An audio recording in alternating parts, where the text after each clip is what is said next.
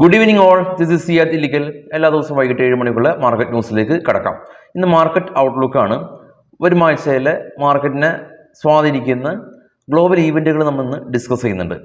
Global ഈവൻറ്റിനെ പറ്റി പറയുമ്പോൾ US election, November മാസമാണ് US എലക്ഷൻ. US റിപ്പബ്ലിക്കൻ പാർട്ടിയുടെ അതല്ലെങ്കിൽ US former president Donald Trump വളരെ കരുത്തനായിട്ടുള്ള ഒരു നേതാവ്, അതിലുപരി ലോകത്തിലെ ഏറ്റവും വലിയൊരു ധനികന്മാരിലാണ് ഒരാളാണ് അദ്ദേഹം. ഇന്ത്യയിൽ ഉൾപ്പെടെ അദ്ദേഹത്തിന് പ്രോപ്പർട്ടീസ് ഉണ്ട്. ഹോട്ടൽ ബിസിനസ്സിൽ വളരെ വലിയ തോതിൽ ഇവരുടെ കമ്പനി ആക്റ്റീവായിട്ട് പാർട്ടിസിപ്പേറ്റ് ചെയ്യുന്നുണ്ട്. ലോകത്തിലെ ലാസ് വേഗസ് ഉൾപ്പെടെയുള്ള പല നഗരങ്ങളിലും ഏറ്റവും വലിയ ഹോട്ടൽ ഇവരുടെയാണ്. അപ്പോൾ ഈ ഡൊണാൾഡ് ട്രംപിന് ഇന്ന് പെനിൻസുല വാലിയിൽ വെച്ചിട്ടുള്ള ഒരു സ്പീച്ചിൽ അക്രമി കൊല്ലാനായിട്ട് ശ്രമിച്ചു. ഇദ്ദേഹത്തിൻ്റെ ചെവിയിൽ ബുള്ളറ്റ് പാസ് ചെയ്ത് പോയിട്ടുണ്ട്, ചെവി മുറഞ്ഞു. അക്രമീനെ പോലീസുകാരെല്ലാം വകവരുത്തിയിട്ടുണ്ട്. പക്ഷേ വളരെ ഷോക്കിംഗ് ന്യൂസാണ്. ഇത് മാർക്കറ്റിനെ സ്വാധീനിക്കുകയോ ഇല്ലയോ ആ ഒരു പെർസ്പെക്റ്റീവിലല്ല ഞാനിപ്പോൾ പറയുന്നത്, മറിച്ച് ഇത് വലിയൊരു ഷോക്കിംഗ് ന്യൂസായിട്ട് തോന്നിയിട്ടുണ്ട്. അദ്ദേഹത്തിന് ആ ഒരു ചെവിയിൽ പറ്റിയ പരിക്ക് മാത്രമാണോ ഉള്ളത്, അല്ലായിരുന്നെങ്കിൽ മാർക്കറ്റിനെ സീവിയറായിട്ട് ബാധിക്കുകയാണ്. പക്ഷേ സ്റ്റിൽ മാർക്കറ്റിനെ ബാധിക്കുന്ന ഒരു വിഷയമായിട്ടല്ല ഞാൻ നമ്മുടെ ചാനലിൽ പറഞ്ഞിട്ടുള്ളത്. വലിയൊരു ഷോക്കിംഗ് ന്യൂസായിട്ട് തോന്നിയത് കൊണ്ടാണ് പറഞ്ഞത്. അപ്പോൾ എനിവേ ഇതാണ് ഇപ്പോൾ ഉള്ള ഗ്ലോബൽ ന്യൂസ്. നമുക്ക് നമ്മുടെ മാർക്കറ്റിലേക്ക് വരാം. 24,400 കഴിഞ്ഞ തിങ്കളാഴ്ച മാർക്കറ്റിന് നമുക്ക് കിട്ടിയത്. ആദ്യം നമുക്ക് നിഫ്റ്റിയുടെ ചാർട്ട് നോക്കാം. അപ്പോൾ നമുക്ക് ആ കഴിഞ്ഞ ആഴ്ച നടന്ന ഒരു കാര്യത്തെക്കുറിച്ച് ഏകദേശം ഒരു റീകോൾ ചെയ്യാൻ സാധിക്കും.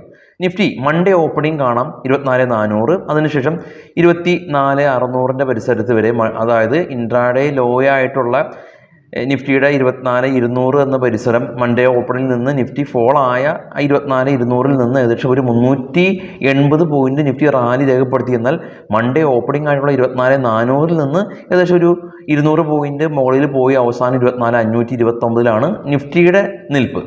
അതാണ് കഴിഞ്ഞ ആഴ്ച ഉണ്ടാക്കിയ മാർക്കറ്റ് മൂവ്മെൻറ്റ്. അപ്സൈഡിലേക്കാണ് മാർക്കറ്റ് മൂവ്മെൻറ്റ് നടത്തിയത്. 24,400, 24,529 നിഫ്റ്റി ഇപ്പോൾ ക്ലോസ് ചെയ്തിട്ടുണ്ട്. 130 പോയിന്റ് നിഫ്റ്റി ക്ലോസ് ചെയ്തു. സെക്ടർ വൈസ് നമ്മൾ നോക്കാം. അതിനുപരി സ്റ്റോക്ക് വൈസ് നോക്കുകയാണെങ്കിൽ കഴിഞ്ഞ ആഴ്ച വീക്കിലി അടിസ്ഥാനത്തിൽ ഏറ്റവും മികച്ച പ്രകടനം കാഴ്ചവെച്ചിട്ടുള്ളത് ONDC, ITC ബ്രിട്ടാനിയയും FMCG സെക്ടറിലുള്ള ലീഡിംഗ് കമ്പനീസാണ്. കൂടാതെ തന്നെ IT സെക്ടറിൽ നിന്ന് വിപ്രോയും നല്ലൊരു മൂവ്മെൻറ്റ് നടത്തിയിട്ടുണ്ട് വീക്കിലി ബേസിസിൽ. M&M ഏകദേശം 6% ഫോൾ ഉണ്ടായി, അവരുടെ വാഹനത്തിൻ്റെ വില കുറച്ചതുകൊണ്ട്.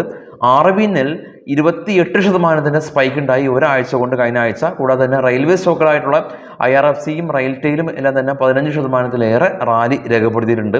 സെക്ടർ വൈസ് FMCG കൂടാതെ തന്നെ IT 4%-അടുത്ത് റാലി രേഖപ്പെടുത്തി.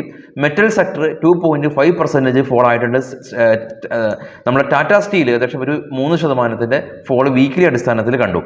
FISന്റെ ആക്ടിവിറ്റീസ് നോക്കുകയാണെങ്കിൽ FIS കഴിഞ്ഞ വ്യാഴാഴ്ച മാസമാണ് അവർ 1,137 കോടി രൂപക്ക് സെല്ല് നടത്തിയിട്ടുള്ളൂ. ബാക്കിയുള്ള എല്ലാ ദിവസവും അവർ ബയേഴ്സായിരുന്നു. അവരുടെ നെറ്റ് ബൈ 3,841 കോടി രൂപ വിദേശ ധനകാര്യ സ്ഥാപനങ്ങളുടെ ബൈയിങ്.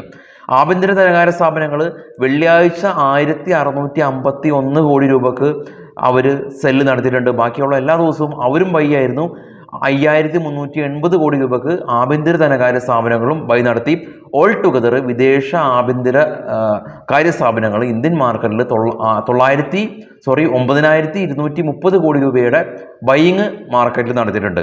വിദേശ ധനകാര്യ സ്ഥാപനങ്ങളുടെ ജൂലൈ മാസത്തെ അവരുടെ ബൈയിങ് 10,000 കോടി രൂപക്ക് മുകളിൽ കവിഞ്ഞിട്ടുണ്ട്. 10,000 കോടി രൂപ FISന്റെ ഭാഗത്തു നിന്നുള്ള ബൈയിങ് അത്ര വലിയ ഒരു ഗംഭീരമായിട്ടുള്ള ഫിഗർ അല്ല എന്ന് നമുക്ക് തോന്നാം.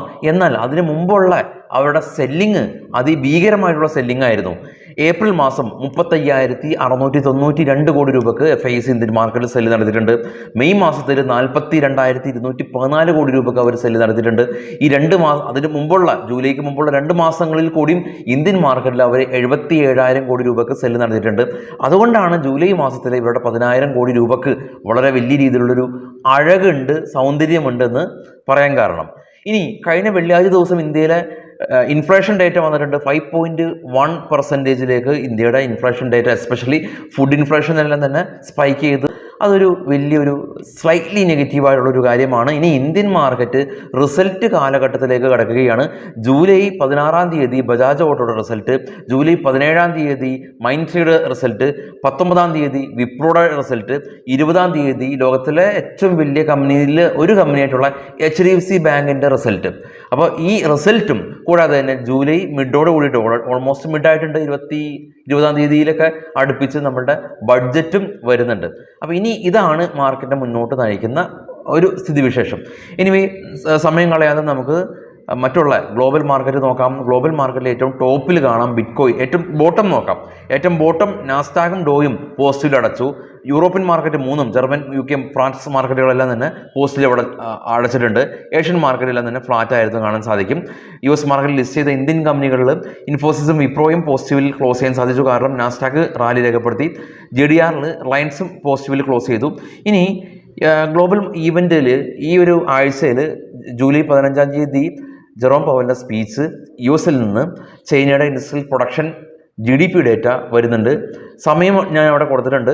സമയം ഇതെല്ലാം നമ്മുടെ വെബ്സൈറ്റിൽ ലഭ്യമാണ്. അതുകൊണ്ട് ഞാൻ സമയത്തിലേക്ക് കിടക്കുന്നില്ല. അടുത്ത് എന്ന് എഴുതിയിട്ട് ഞാൻ സമയം മെൻഷൻ ചെയ്തിട്ടുണ്ട്. ജൂലൈ 16 US നിന്ന് റീറ്റെയിൽ സെയിൽസ്, ജർമ്മനിയുടെ economic sentiments data, July 17 US നിന്ന് ബിൽഡിംഗ് പെർമിറ്റ് ഡേറ്റ വരുന്നുണ്ട്. കൂടാതെ തന്നെ യൂറോസോണിൻ്റെ ഇൻഫ്ലേഷൻ, UK ഇൻഫ്ലേഷൻ. മുഹറം കാരണം ജൂലൈ 17 ഇന്ത്യൻ മാർക്കറ്റ് അവധിയാണ്. July 18 initial jobless claim US നിന്ന്, യൂറോസോണിൻ്റെ ഇൻട്രസ്റ്റ് റേറ്റ് ഡിസിഷൻ, UK നിന്ന് അവിടുത്തെ ക്ലൈമറ്റ് ഡേറ്റ, UK നിന്ന് ജൂലൈ 19 റീറ്റെയിൽ സെയിൽസ് വരുന്നുണ്ട്. അപ്പോൾ പ്രധാനമായിട്ടും നോക്കിക്കാണുമ്പോൾ ജെറോം പവലിൻ്റെ സ്പീച്ച് ഉണ്ട്, industrial production, GDP data, economic sentiments, അങ്ങനെ ഒരുപാട് ഈവൻറ്റുകൾ അടുത്ത ആഴ്ചയെ മാർക്കറ്റിനെ സ്വാധീനിക്കാൻ ശക്തിയുള്ള ഡേറ്റാസ് ഉണ്ട്. സ്റ്റോക്കുകളുടെ വാർത്തകളിലേക്ക് നമുക്ക് പോകാം. ആദ്യം IT കമ്പനിയായിട്ടുള്ള HCL ടെക്കിനെ സംബന്ധിച്ചുള്ള ന്യൂസാണ്. നെറ്റ് പ്രോഫിറ്റ് 20% ഉയർന്നു. 4257 കോടി രൂപ കരസ്ഥമാക്കി. 12 രൂപ കമ്പനി ഡിവിഡൻഡ് പ്രഖ്യാപിച്ചു. IRDA company Indian renewable energy development കമ്പനിയാണ്. കമ്പനി നെറ്റ് പ്രോഫിറ്റ് 30% ഉയർന്നു. കൂടാതെ തന്നെ ഇവർ 294 കോടി രൂപയിൽ നിന്ന് 383 കോടി രൂപ നെറ്റ് പ്രോഫിറ്റാണ് ഉയർന്നിട്ടുള്ളത്. Paytm, ജപ്പാൻ ഇൻവെസ്റ്റ്മെൻറ്റ് കമ്പനിയായിട്ടുള്ള സോഫ്റ്റ് ബാങ്ക്, Paytmൽ നിന്ന് 150 മില്യൺ നഷ്ടത്തോടു കൂടിയിട്ട് ഇവർ നിക്ഷേപം എക്സിറ്റ് ചെയ്യുകയാണ് എന്നുള്ള ഒരു ന്യൂസ് ഉണ്ട്. DMart, avenue super mart net profit 17% ഉയർന്നു. റവന്യൂ 18% ഉയർന്നു. ടാറ്റ പവർ 4245 കോടി രൂപ ഇവരുടെ ഒഡീഷയിൽ ഇൻഫ്രാസ്ട്രക്ചർ ഡെവലപ്മെൻറ്റിന് വേണ്ടിയിട്ട് ടാറ്റ പവർ സ്പെൻഡ് ചെയ്യാനായിട്ട് തീരുമാനിച്ചിട്ടുണ്ട് എന്നുള്ള ന്യൂസ്. ടാറ്റ സ്റ്റീലിന് ഫിച്ച് എന്ന് പറയുന്ന റേറ്റിംഗ് ഏജൻസി ടാറ്റ സ്റ്റീലിൻ്റെ UK പ്ലാന്റിനും ഇന്ത്യയിലെ ടാറ്റ സ്റ്റീലിനും നെഗറ്റീവായിട്ട്, അതായത് ഡൗൺഗ്രേഡ് ചെയ്തിട്ടുണ്ട് എന്നുള്ള ന്യൂസ്. ആർവിനൽ കമ്പനിക്ക് 132 കോടി രൂപയുടെ ഓർഡർ സെൻട്രൽ റെയിൽവേയുടെ ഭാഗത്തു നിന്ന് ലഭിച്ചു. Lupin company US drug control authority inspection നടത്തി. ഇൻസ്പെക്ഷനിൽ ഒബ്സർവേഷൻസ് ഒന്നും തന്നെ റേസ് ചെയ്തിട്ടില്ല എന്നുള്ള ന്യൂസ് ഉണ്ട്. ടാല പ്ലാറ്റ്ഫോം കമ്പനി ഇവർ ഗ്ലോബൽ ടെക് കമ്പനിയിൽ നിന്ന് ഒരു പുതിയ ബിസിനസ് കോൺട്രാക്ട് ലഭിച്ചു. ഡീപ്പ് ഇൻഡസ്ട്രീസ് കമ്പനി 82 കോടി രൂപയുടെ ഓർഡർ ലഭിച്ചു. Bhansali engineering company net profit 50 കോടി രൂപയിൽ നിന്ന് 53 കോടി രൂപയിലേക്ക് ഉയർന്നു. ഡിവിഡൻഡ് 1 രൂപ പ്രഖ്യാപിച്ചു. സുവൻ ഫാർമ കമ്പനി 26% ഇവർ സപ്ല ഓർഗാനിക്കിനെ അക്യൂർ ചെയ്തിട്ടുണ്ട്. സെൻട്രൽ ബാങ്ക് കമ്പനി ആർക്ക ഫിൻകോർപ്പായിട്ട് പുതിയ ബിസിനസ് കോൺട്രാക്ട് സൈൻ ചെയ്തു. EMS കമ്പനി 155 കോടി രൂപയുടെ ഓർഡർ കിട്ടി. JSW സ്റ്റീൽ കമ്പനി ഫിച്ച് ഇവരെ അപ്ഗ്രേഡ് ചെയ്തിട്ടുണ്ട്. 5 പൈസ നെറ്റ് പ്രോഫിറ്റ് 38% ഇവിടെ നെറ്റ് പ്രോഫിറ്റ് ഉയർന്ന് 20 കോടി രൂപ കരസ്ഥമാക്കിയിട്ടുണ്ട്. 14 കോടി രൂപയിൽ നിന്നാണ് നെറ്റ് പ്രോഫിറ്റ് ഉയർന്നത്. BHEL കമ്പനിക്ക് 230 കോടി രൂപയുടെ ഓർഡർ ലഭിച്ചിട്ടുണ്ട്.